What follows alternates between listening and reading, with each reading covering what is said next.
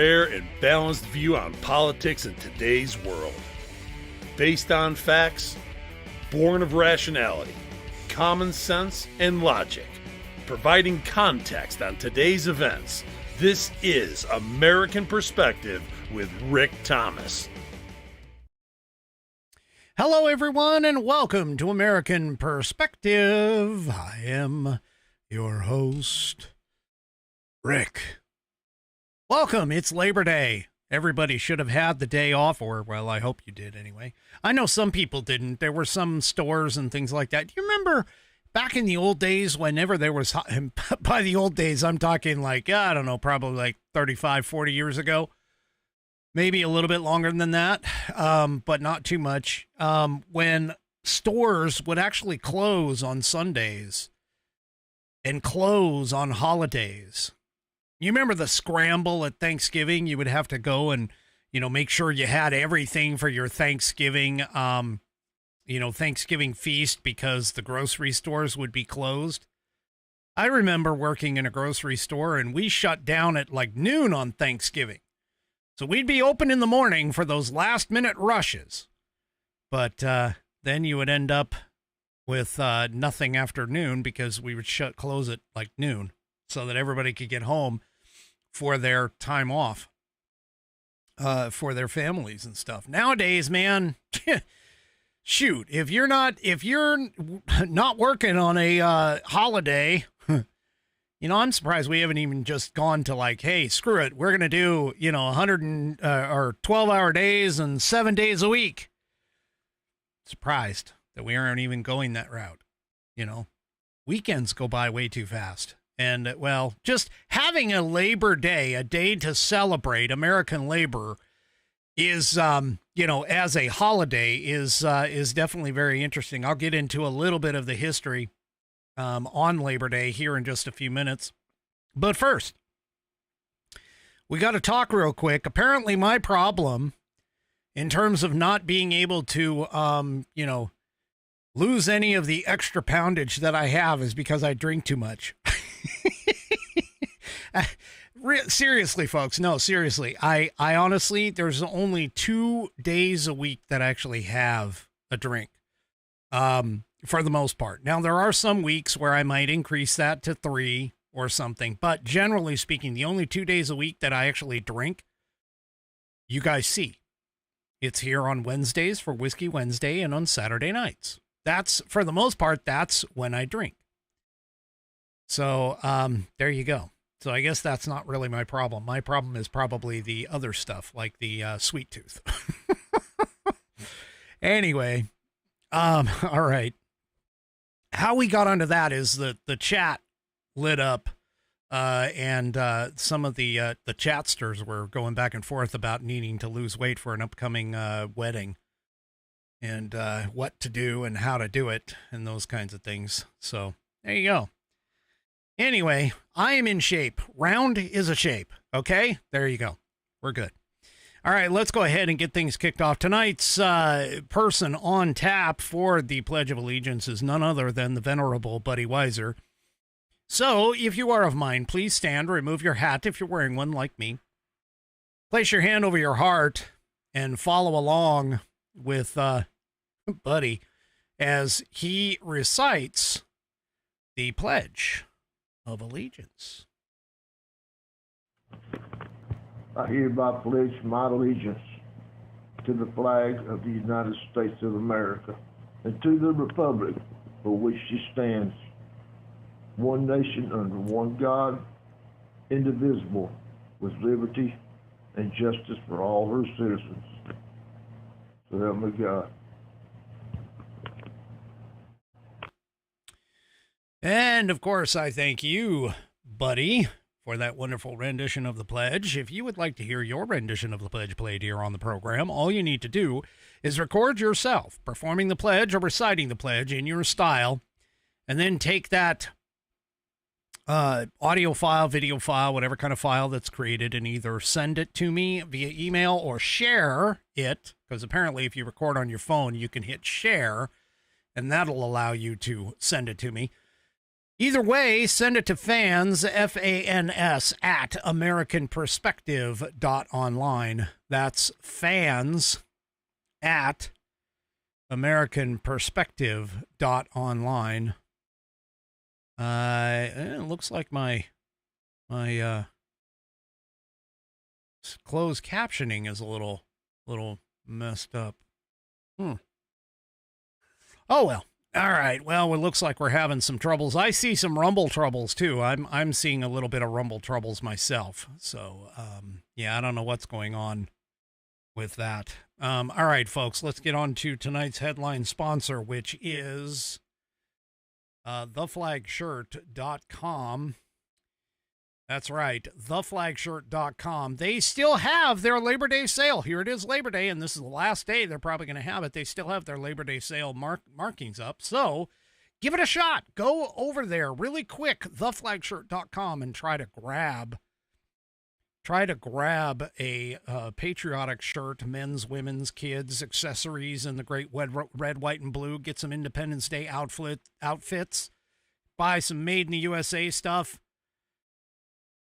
Go ahead and grab it. Go when it's for the Labor Day sale.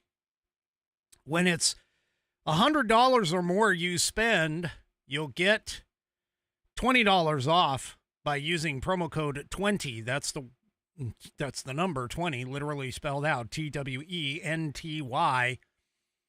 You'll get $20 off when you spend $100 or more. You'll also, at the same time, because that's more than $75, you'll get free shipping. So you get a double whammy there for the Labor Day sale, free shipping plus $20 extra off by using the promo code 20, TWENTY, in the promo code box at checkout at theflagshirt.com. That being said, I know not everybody wants to spend $100 on gear. I mean, maybe there's only one single shirt that you're interested in or whatever. It's fine, folks. It is perfectly fine, because what you can do is you can go to flagshirt.americanperspective.online. That's flagshirt.americanperspective.online. You'll be presented with a coupon code. You just copy and paste that into the promo code box at checkout at theflagshirt.com, and you will get $5 off your order on American Perspective. Once again, go to flagshirt.americanperspective.online, get presented with that coupon code, copy and paste that into the promo code box at checkout at theflagshirt.com, and you will gain $5 off your order. Go to theflagshirt.com and get yourself patriotized.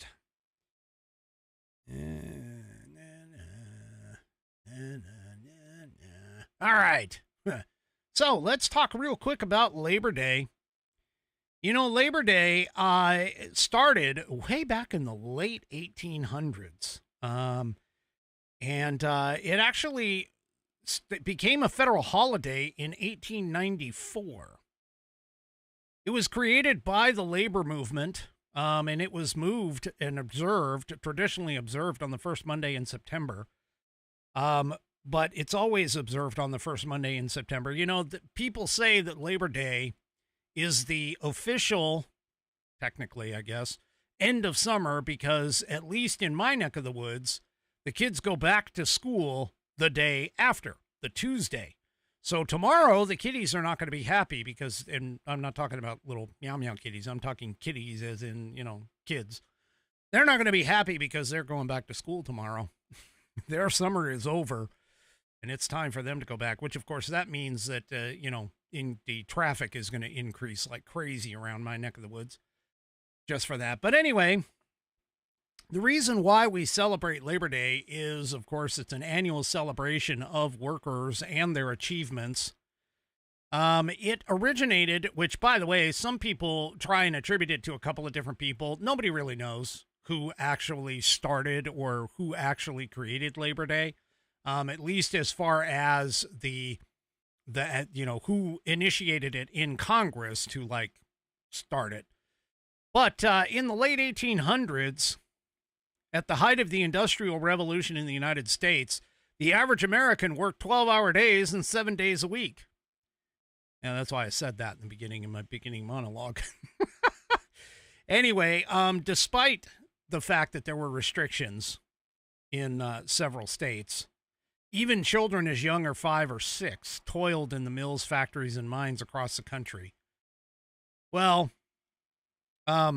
anyway, because of these working conditions, manufacturing, of course, started kicking off. This is part of the Industrial Revolution, of course. And so manufacturing started kicking off. And then what you ended up having is a spring, well, they call it a wellspring, of American employment labor unions. Those first started appearing in the late 18th century, which is when Labor Day was created. And many of these union events turned violent during this period, including the infamous Haymarket Riot of 1886, where Chicago policemen and workers were killed, several. Others gave rise to long-standing traditions. For an example, on September 5th of 1882, 10,000 workers took unpaid time off to march to City Hall in Union Square, from City Hall to Union Square in New York City. And that is credited as being the first Labor Day parade in U.S. history. So, yeah, there's like a bunch of suggestions as to where this kind of started. But keep in mind, I mean, Labor Day has been around for quite some time. And the reason for it is to celebrate the workers of America. It wasn't actually put into Congress until Congress sometime in 1894, and on June 28th of 1894, President Grover Cleveland signed it into law. So that's technically when the law happened for it.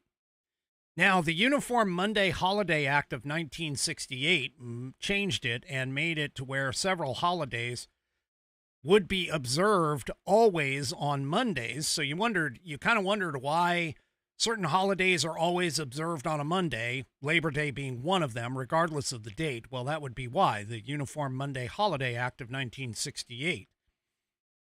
It was signed into law on June 28th of 1968 and moved Washington's birthday, Memorial Day, Columbus Day, and of course Labor Day. There's also Martin Luther King Jr. Day as well, that all created the Mondays, the Mondays holidays. So there you go.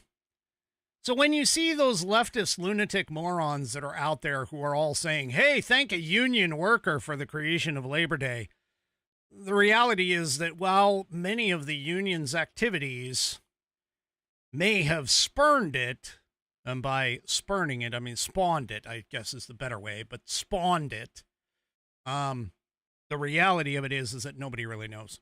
There's a couple different people that have been credited for it over the history, but nobody really knows where it came from. So there you go. All right. And not that I'm necessarily anti-union per se, but let's just face it. I mean, unions in some cases, some unions are definitely, they have overstayed their welcome. One of them, of course, being the teachers union.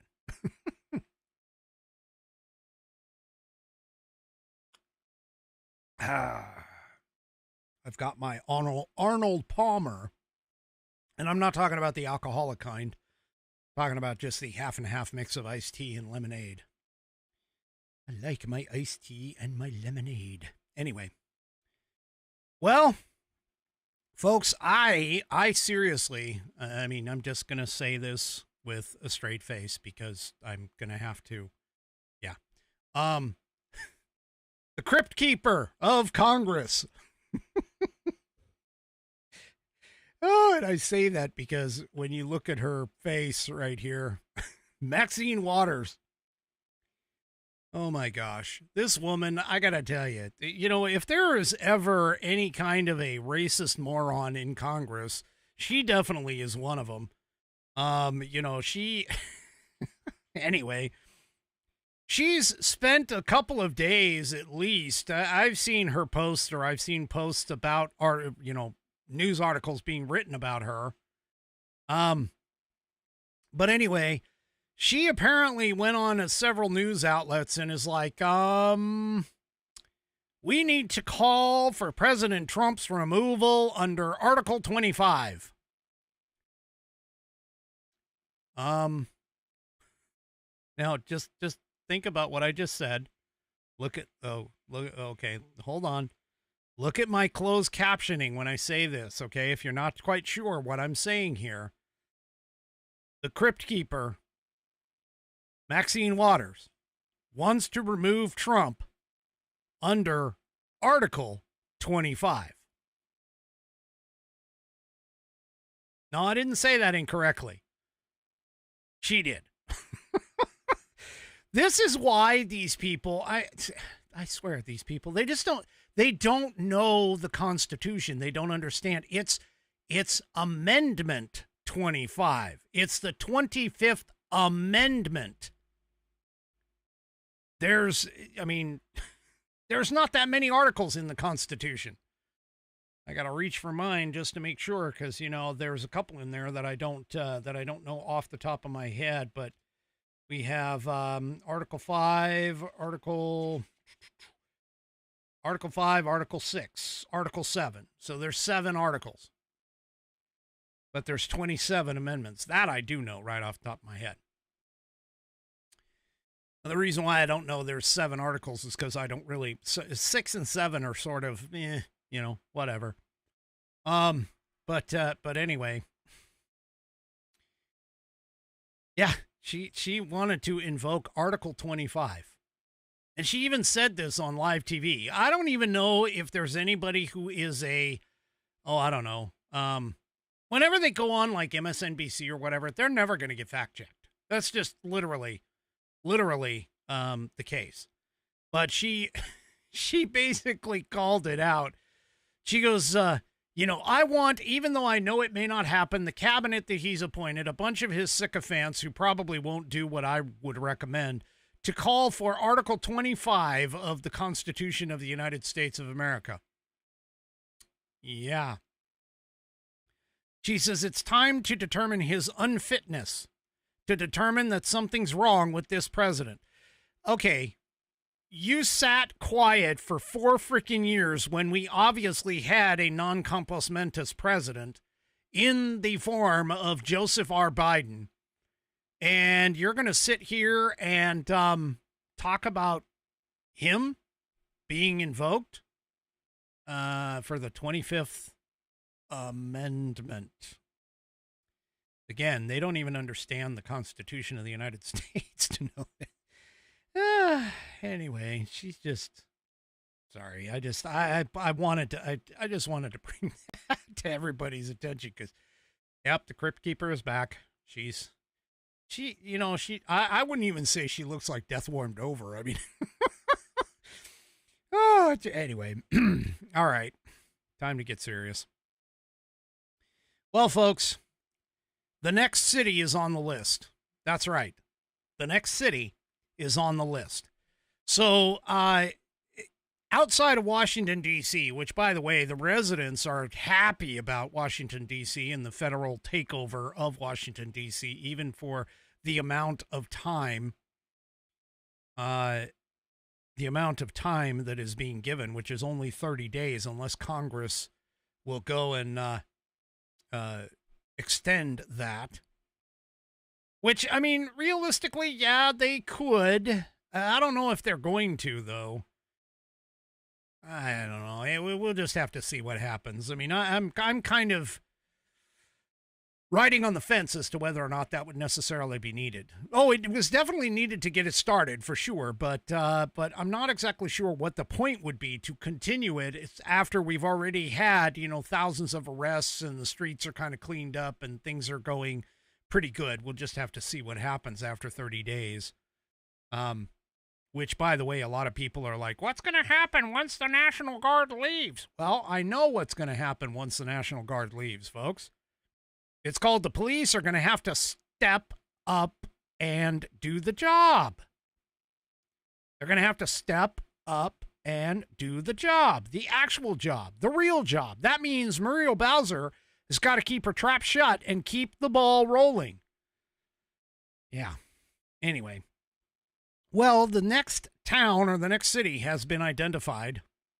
Kristi Noem pointed out that DHS is going to be sending ICE resources to Chicago, of all places. Chicago, the Windy City. Yep. Going to Chicago.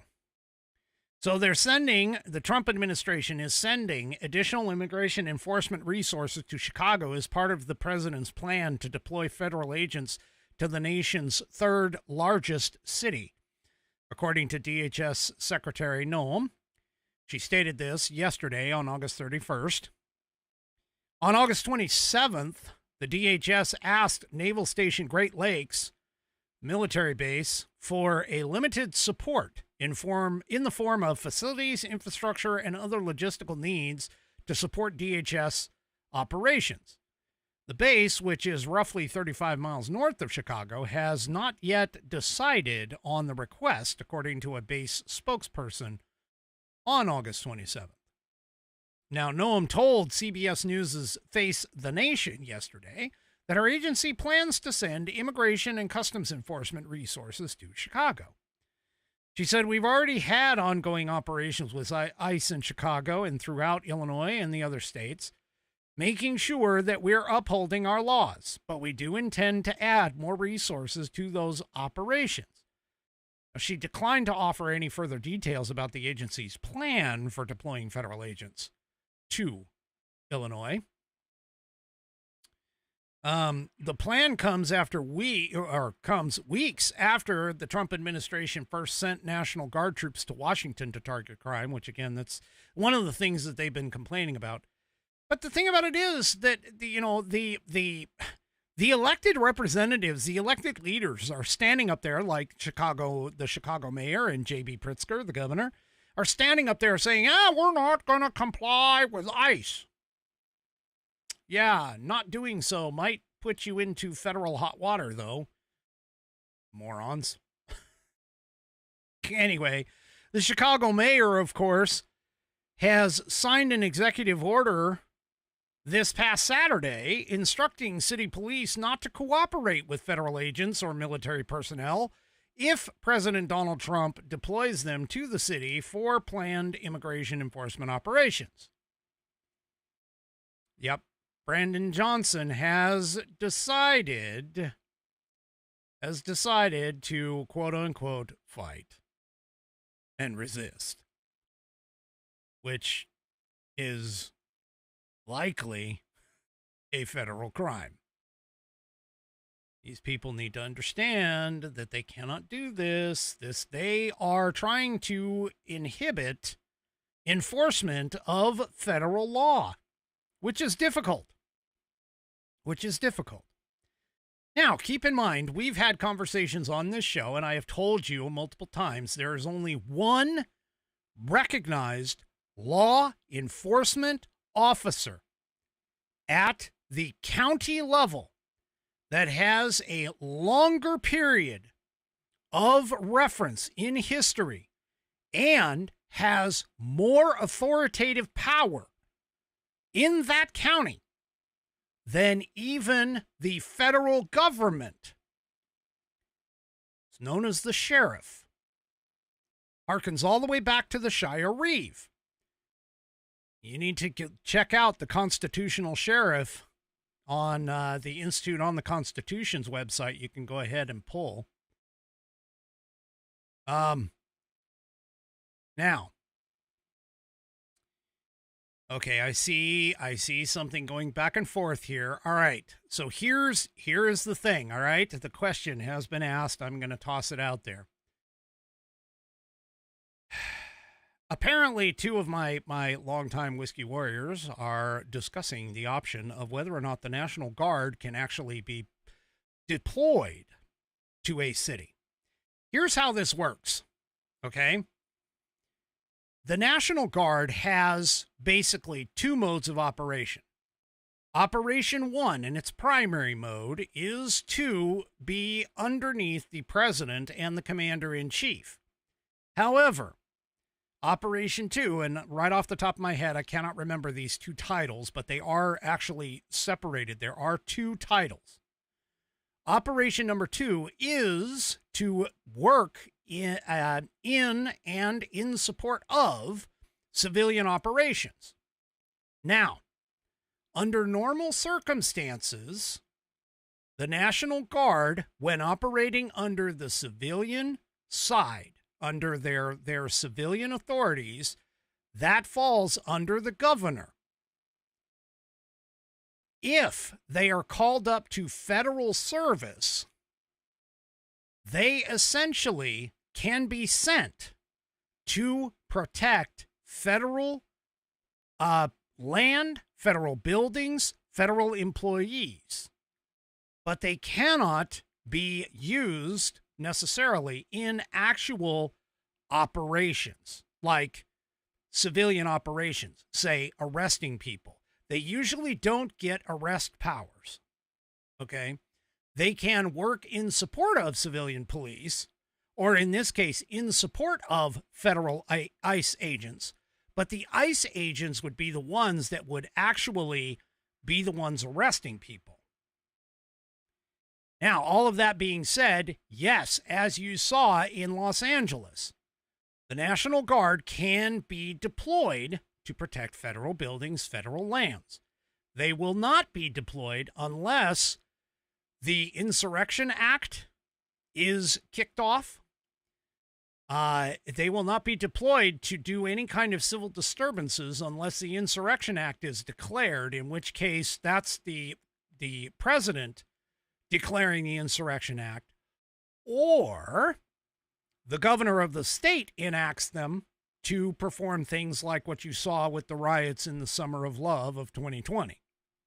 And I use love in quotes, because it was far from the Summer of Love. There's a lot of little nuances when it comes to these things, and typical rules of engagement for these kinds of efforts are very strict in terms of what a National Guards person can do. Now, all of that being said, it is only the National Guard that can be sent that way, because the regular army or regular military across the board, with the exception of the Coast Guard, because the Coast Guard is actually kind of a split military kind of, they are military in nature, but their duties and assignments are different. But the regular army, like the one that I was in, cannot be deployed on American soil unless we are at war and a foreign invader is invading our country. Otherwise, we are not allowed as regular military troops. We are not allowed to be deployed, even in a helpful capacity. That's why you always see the National Guard being the ones that are helping, like, for an example, after Hurricane Katrina or any of those kinds of, or like the flooding in Texas, any of those natural disasters, that is all the case. And the reason being is because of this thing called the Posse Comitatus Act. Now, after the Civil War, the Army was deployed on American soil in order to operate as a peacekeeping force, not to necessarily back up the local law enforcement, but to be the law enforcement. And it was shortly after that the Posse Comitatus Act was put into play in order to prevent that kind of a situation from occurring any time again on our soil. So this is why the Posse Comitatus Act is specifically makes the forbidding of regular army, regular military troops to be deployed. And there, again, when you look it up in the United States Code, they actually have different classifications between the National Guard and the regular army. And it's those classifications that are specific. So yes, the Posse Comitatus Act prevents regular army from being used. The Insurrection Act can, under certain circumstances, make things different, depending upon what's going on. But generally speaking, as far as pretty much anybody knows, a regular army person could not be used in any kind of methodology against the American citizenry in any way, shape, or form due to the Posse Comitatus Act. I know it's complicated, but that's probably about the easiest way that I could explain it. Well, all of that being said, J.B. Pritzker, of course, is saying that, oh, yeah, there's no crime in Chicago. I don't know. I think there was something like 30 people shot, 5 people killed just this weekend alone. Yeah. Anyway, Pritzker was apparently, during an appearance on CBS's Face the Nation also, Pritzker alleged that the administration's strategy to combat crime and target illegal immigration in the city carried political motives. So he now is saying the quiet part out loud, which is essentially that, oh my gosh, if there are people in uniform at polling places in November, that's going to keep away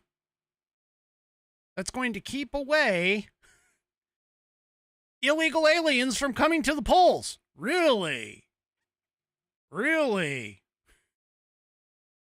Pritzker said, quote, he wants to have troops on the ground to stop people from voting, to intimidate people from going to the voting booth. So take note, that's what this is all about. Except there's only one problem. If you're an American citizen, you're here legally, obviously, you have the proper credentials, and you are voting in an American election, you're an American citizen, you got nothing to fear from these people. Even if they had military-dressed people standing at a poll location, you have nothing to fear from them. They're not here for you. They're here for the illegal aliens. The ones that the Democrats seem to love, same as the criminals, those are the ones that the Democrats seem to love versus the actual American citizen. So the president called out, I guess there's more now. I saw only 3, but apparently, according to a post on Truth Social, 6 people were killed, 24 shot in Chicago last weekend. That might have been the weekend before this one. Yeah, so there you go. Like, crime is not a problem with them. Okay. Sure. Anyway, these people are nuts. They're just crazy. I'm just telling you. All right, folks. Let's talk about Rumble, baby. Let's talk about Rumble, baby. Anyway, if you haven't already, make sure you download the Rumble app. I have it. You should have it. I actually have the Rumble Studio app too, which allows me to go live on my mobile phone, which is a pain in the butt, but only because of my phone skills, my tech skills. I got a microphone now that actually helps whenever I have to do that. But anyway, if you haven't already, make sure you download the Rumble app. It's free, simple to use, and the best way to stay connected to the content you want. Once you've got it, search for my channel and hit that green follow button. That way you'll get a notification every time I go live. No missed shows, no extra steps. You can grab it right now using the link in the description, or I think, is it this way? No, it might be this way. There we go. Poke right over here. That QR code can help you download the Rumble app that's on the screen right now. Or you can grab the link that's pinned in the live chat. Download it to your phone, and you're ready to go. And if you prefer watching on the big screen, don't forget that Rumble is also available on all major streaming devices and smart TVs. Just search for Rumble, R-U-M-B-L-E, and follow my channel. Be part of the action. That's right. Download the Rumble app and watch us on TV. Put me in brilliant 1080p. Come on. Or watch me on your screen on the go. You'll never miss another episode if you follow this channel. You go to my channel, hit that follow button, you'll never miss another episode. It'll always be there. You'll see. You'll get notified every time that I go live. It's perfect. Anyway, download the Rumble app. It's free, simple to use, the best way to stay connected to the content that you want, like this show. All right. Well, speaking of illegal aliens and illegal alien crackdowns and stuff, the media got called out. It figures this is a Ron Wyden thing. The media got called out because apparently here in Washington State, there were two individuals who were working on federal lands and they were arrested last week by the U.S. Customs and Border Protection. They determined that they were in the country illegally. Now, the U.S. media, in particular the Seattle Times, which is a leftist organization, believe me, it's leftist propaganda, I'm telling you. But anyway, they claimed that the frontline firefighters were being pulled from active wildfire operations. Well, here's what actually happened, okay? The incident, of course, took place on the BLM land, or when the BLM, I should say, requested CBP assistance to verify the identities of some of the work crews operating in a remote location. According to an official CBP statement, BLM Rangers asked Border Patrol agents to confirm that contractors on site matched the rosters that were provided by their employer. So the work crews, which were totaling 44 individuals, required identity verification to ensure that the individuals who were actually on site matched the contractor rosters. During the process, officials identified discrepancies in records for two individuals who were confirmed to be in the United States illegally, including one who had a prior order of removal. Both of them were detained and transported to Bellingham Station, which is up on the northern border up there, on charges of illegal entry and re-entry after removal under Title 8 U.S. Code Section 1326. The remaining 42 workers were cleared and released from the scene. CBP also emphasized, by the way, that the contract termination and enforcement action did not interfere with firefighting operations or the response to any active fires in the area, nor did it pose any kind of danger to the surrounding communities. So, yeah. Apparently, according to the investigators, the workers themselves, those two, had been hired by an independent contractor based in Oregon. And while they were listed as firefighters on the official rosters, neither individual was actually actively engaged in fire suppression at the time of the arrests. So the media, mainstream media, and the leftist outlet morons, they all lied. Gee, what a surprise there. Officials said that they were performing non-firefighting duties such as wood chopping. Okay. Now, despite the official account, reports circulated widely on social media claiming that Border Patrol had pulled firefighters from the front lines of a wildfire. And the Associated Press and other outlets highlighted the incident with images of active fire scenes, which critics said gave the misleading impression that firefighting efforts had been disrupted. Yeah, really. Anyway. These people, I'm telling you, they're trying. Even Congresswoman Andrea Salinas jumped on it. ICE detained 2 firefights. Well, she meant firefighters who were working to stop a wildfire. This is what she posted on X. So, anyway, these people are risking their lives to keep communities safe. Yeah, no, it's bullshit. As usual. The CBP officials disputed the characterization that the arrest interfered with the firefighting or endangered communities. There you go. Well, there's a piece in the Epoch Times, and if you think that having, illegal aliens taking jobs is bad, you're really going to get kind of irritated at this then. What I'm showing right now on the screen is a map. This is according to the Epoch Times. This map shows you several different colors of states in the United States. We have places like Washington, Oregon, California, Nevada, Utah, Colorado, New Mexico, etc. in green. We have places in yellow, which essentially are a different color, and I'll explain here in just a minute. We have places in purple and orange, kind of a blue, and red.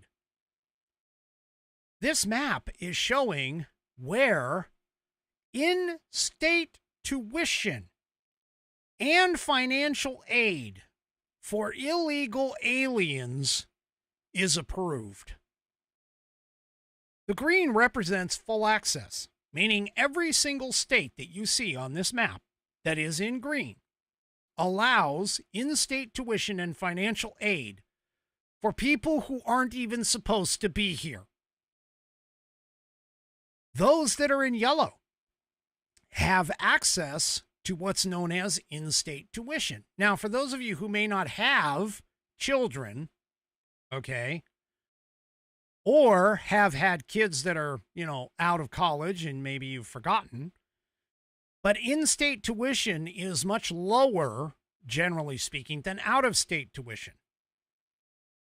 Now, out-of-state tuition comes into play when you are from a different state and you try to go to school in another state. But we're talking about people who are part of another country. They're not even supposed to be here. And they're allowed to get in-state tuition? And in some cases, get full access to financial aid as well?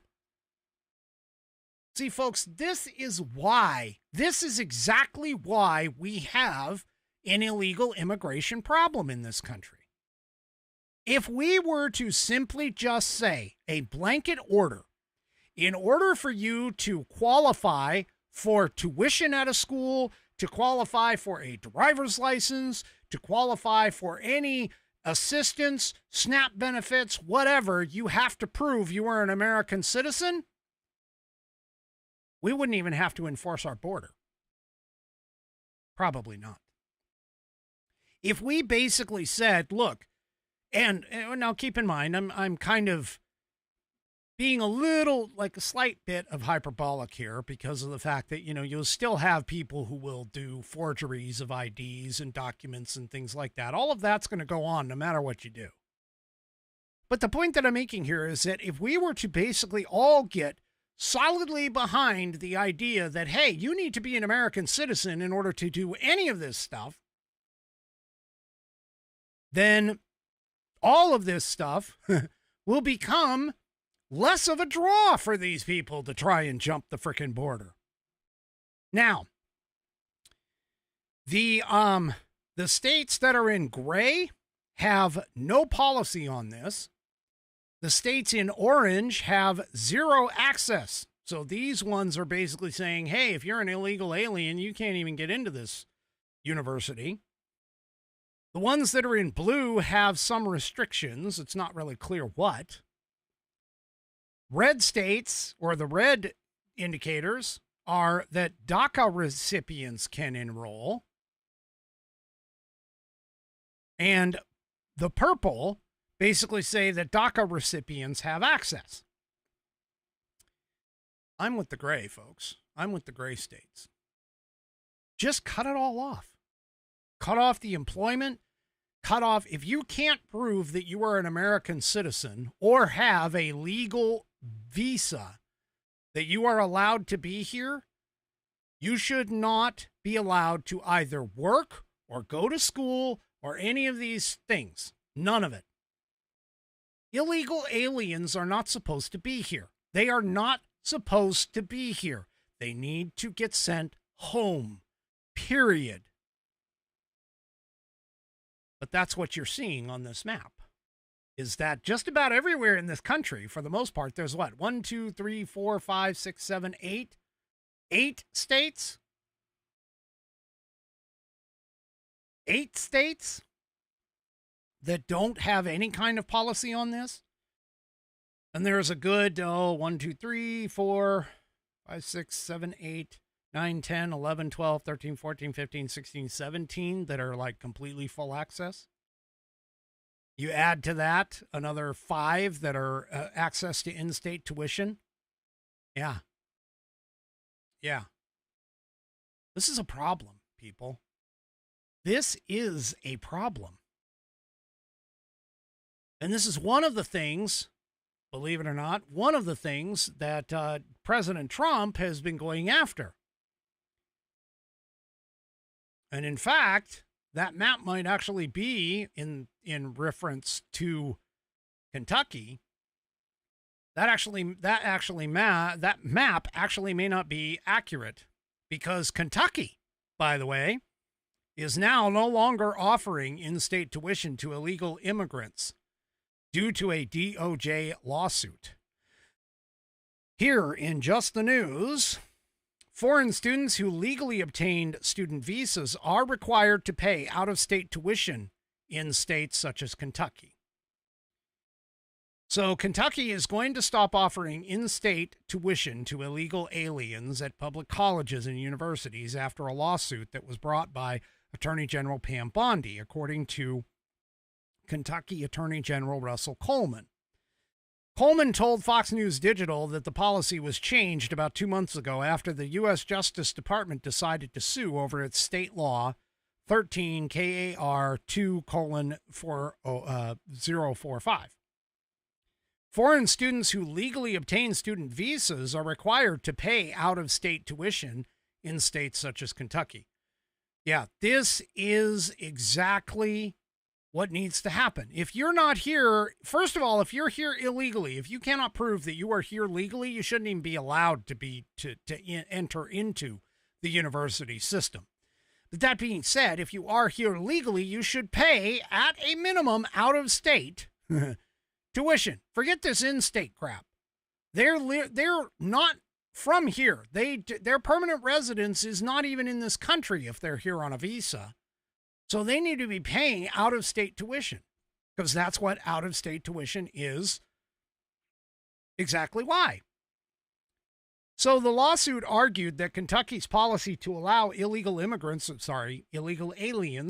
to pay in-state tuition was a violation of Title 18 United States Code 1623, which states that, quote, notwithstanding any other provision of law, an alien who is not lawfully present in the United States shall not be eligible on the basis of residence within a state for any post-secondary educational benefit unless a citizen or national of the United States is eligible for such a benefit without regard to whether the citizen or national is such a resident. So that means if you're an in-state person, you get special treatment because you live in the state. But if you are out of state and you're not given in-state tuition, then the people who are here illegally as illegal aliens should not get in-state tuition either. And that's what the law called out. And it looks like that Kentucky has decided that they are going to go along with this, as rightly they should. See, folks, if we were to get rid of all of the benefits that these illegal aliens get coming across the border without proper authorization, if we were to limit and eliminate, I should say, all of these additional handouts, freebies, everything, we wouldn't have an illegal alien problem. We probably would barely have any kind of a border crossing problem. So, there you go.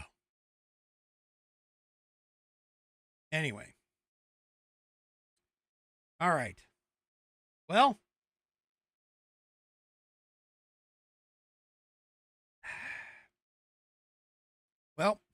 Donald Trump is going down another path, which I think is a good path. And I'm sorry, I had to take a drink there. My throat got a little dry.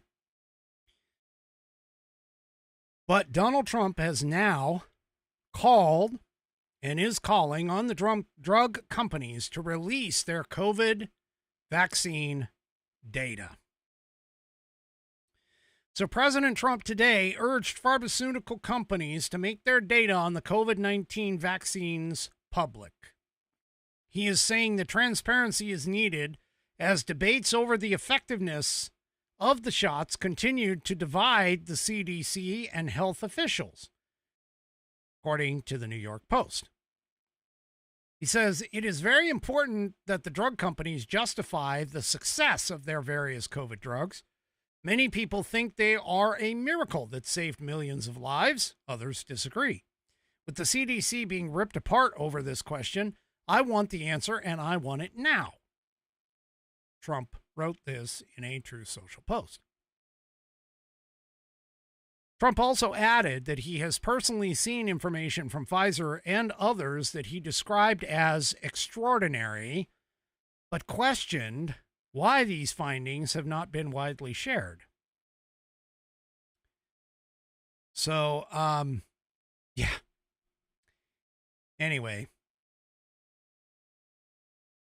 he is, now keep in mind, he is still sitting here and jumping on the idea that Operation Warp Speed, which was launched under him in 2020, accelerated the development and distribution of these vaccines. And the CDC by 2020, or sorry, the World Health Organization by 2025 reported that more than 711 million doses had been administered in the United States, with at least 70% of Americans having at least 2 doses. Vaccines produced by Pfizer, Moderna, and Johnson & Johnson were praised for their rapid rollout, but faced criticism for failing to stop breakthrough infections as early as 2021. Now, Trump once referred to these vaccines as the Christmas miracle, but he rarely discusses the pandemic except to highlight his administration's role in delivering the shots. Now, here's the thing. There's evidence that are basically showing that these things may not be as safe as what everybody has been discussing or desiring. And that is part of what needs to be released to the public, including, if you don't recall, but a lawsuit against Pfizer, where Pfizer actually had it to where they weren't going, they were trying to make the court hold off on producing the data for something like 50 years or whatever. They attempted to make the court say, okay, here's the schedule, and it's going to take you 50 years to produce all of the evidence. I mean, this is ridiculous. I agree with him. Donald Trump should be like, hey, I agree with Donald Trump. It's like, hey, if you guys have nothing to hide, just freaking publish it all. Just go ahead and publish it, all of it. So, yeah. So what's happened, of course, was the vaccine policy being shifted under the Health and Human Services Secretary Robert F. Kennedy Jr., which, by the way, one of their doctors, one of their high-up doctors, ended up leaving. The director was fired last Wednesday, the new one, after being in office for less than a month. So the White House official did mention and told the New York Times, so I'm not exactly sure we necessarily can trust this, but told the New York Times that her dismissal stemmed from disagreements with Kennedy on vaccine policies. So, yeah. According to the New York Times and her lawyers, by the way, her lawyers say that she was targeted for refusing to fire staff and for supporting vaccines. Okay. There's several other officials resigned after her removal. So, yeah. And one of them, of course, was the very odd doctor who has had pictures, very questionable pictures of him in like S&M gear and dog ears and in a very, very, very skimpy bathing suit is the best way for me to describe it, possibly. Anyway. Now, obviously, the House Republicans are continuing investigations into vaccine production timelines, subpoenaing a former Pfizer scientist in July and to testify on whether or not the rollout of the doses was delayed ahead of the 2020 election. So realistically, we definitely need to have this discussion. And regardless of whether it is, whether it falls on Trump's, positive side or whether it falls on his negative side, it really doesn't matter. We need to figure this out. And Trump, I think, is pushing to do this because he's also, at the same time, he just signed an order barring federal funding to schools that have COVID vaccine mandates. So he signed an executive order. And this one, in the case where he signed it in February 14th. He signed the executive order barring funding to universities and schools with COVID-19 vaccine mandates.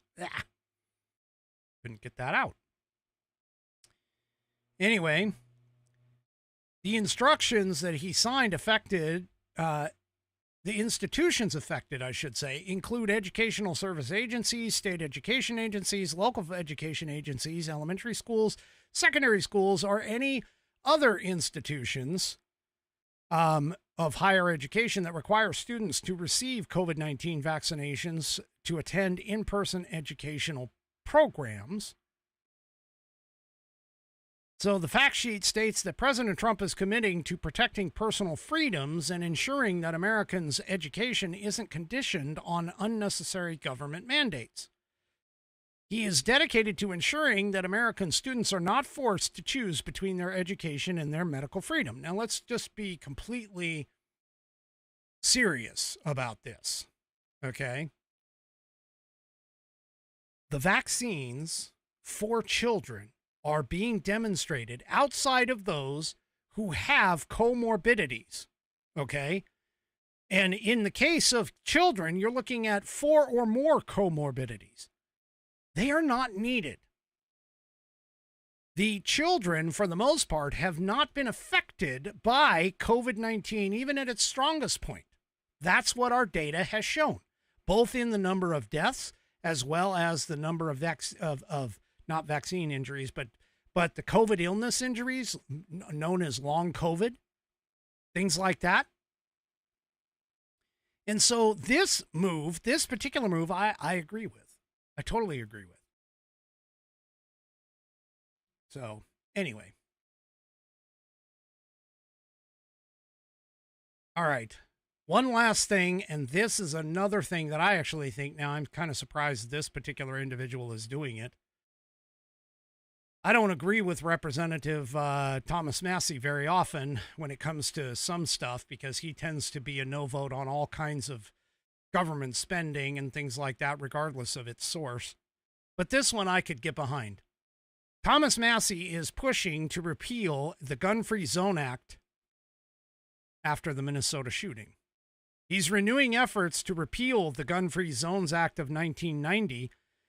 This particular legislation, he argues, leaves schools vulnerable to mass shootings by preventing properly trained staff and security personnel from carrying firearms. And this is true. So there you go.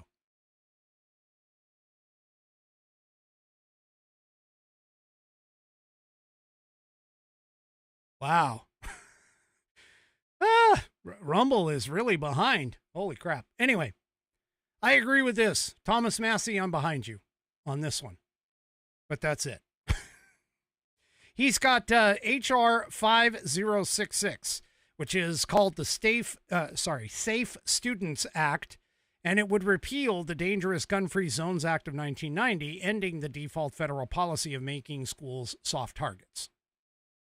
That's what he posted on X. And as you recall, that is one of my 4 steps to correcting this problem. Step number 1 is harden soft targets. This would be the way to harden soft targets. So for that, I'm starting to jump in with this. I like this. So there you go. Oh, all right, folks. That is it for me for this evening. Do me a favor, if you haven't already, head on over to rumble.com, get yourself an account. It is free. And once you are signed up and signed in, make sure you search up the American Perspective channel to get notified every time that I go live. Also, too, don't forget to hit those thumbs up or thumbs down if you really want to across all of my platforms, whether it's X, YouTube, Facebook, and, of course, the aforementioned Rumble. We will see you tomorrow night, 5 p.m. Pacific, 8 p.m. Eastern Time, right here on American Perspective. Have a great rest of your Labor Day, and good night, everybody.